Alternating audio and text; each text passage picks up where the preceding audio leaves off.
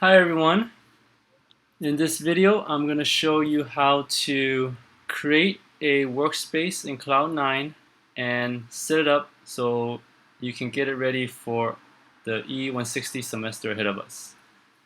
Okay, so once you sign up for Cloud9, you should be able to see a dashboard, something similar to this. It might not be exact because they do update their user interface every now and then.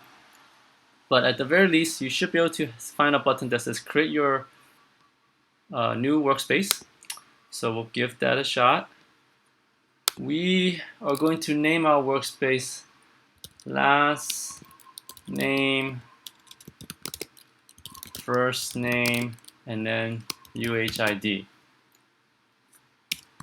Okay, that's just the convention we're going to follow, so it's easier to know who's who when we're helping students out in the workspace. So my last name is LI. My first name is ZHAO, and I'm just going to put in a 8-digit number as my UHID. Okay. Now we want to make this workspace private. It is a private hosted workspace, mainly so you can control who has access to your source code and assignment files. Okay, you can just leave it as custom, and now let's go and create it.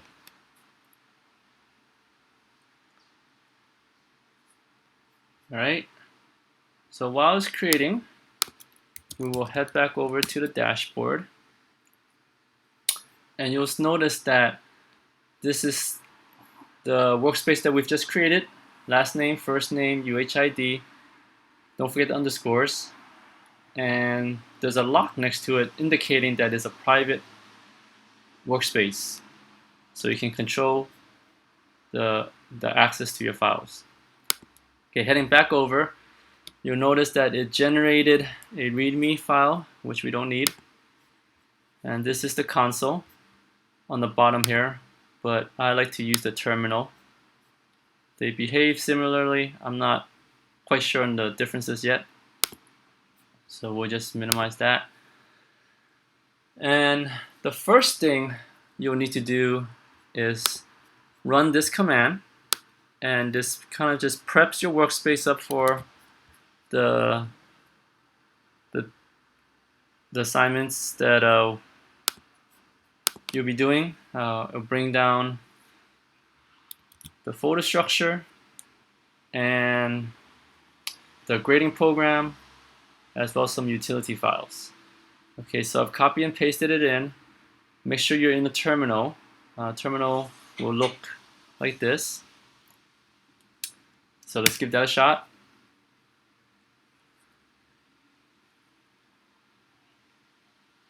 Okay, so you'll notice that it has created a folder structure. Please do use this folder structure so it'll be easier for instructors to come into your workspace and help you troubleshoot your assignment files. Okay. Another thing you'll notice is that if we show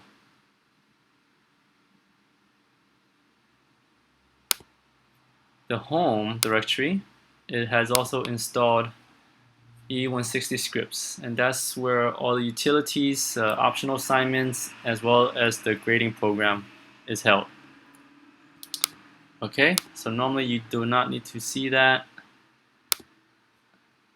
Okay, so another thing to notice is your assignment folders are empty, right? The script just created empty folders as a structure, and it is when you are doing your assignments, you go into those folders and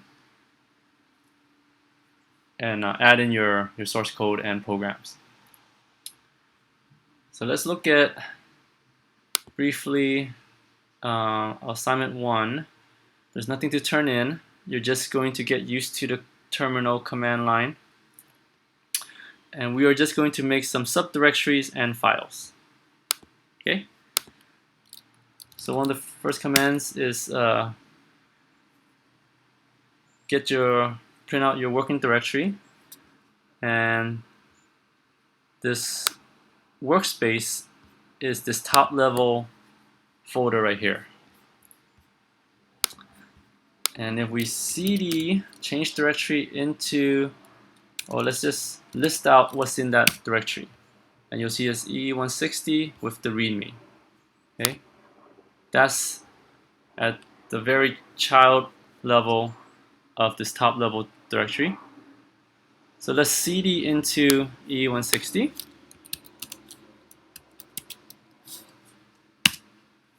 And now if we print the working directory, you'll notice at the end there's E160. And if we list the contents, you will see the exams, homeworks, and labs. Okay, so let's go into homeworks. I can tab it out to autocomplete. And I want to go to this folder, so I can chain it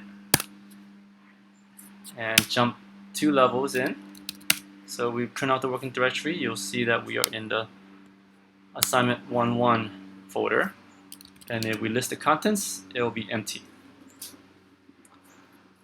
So let's just make a directory.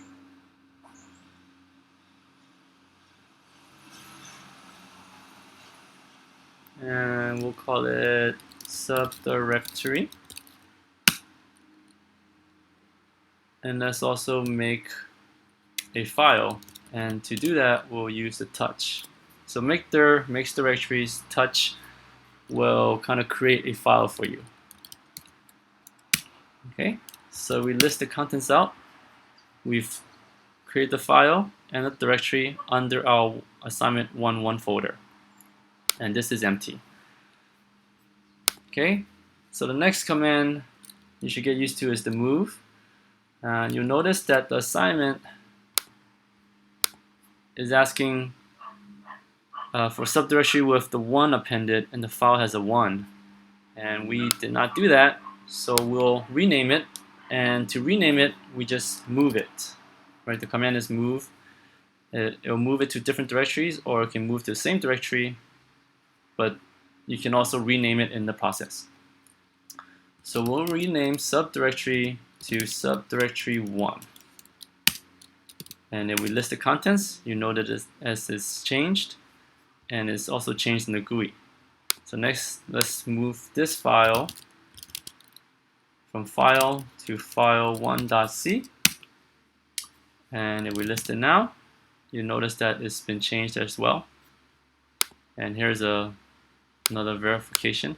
Sometimes the visual GUI is a little stale, so you might have to refresh it to get the latest changes by collapsing and uncollapsing.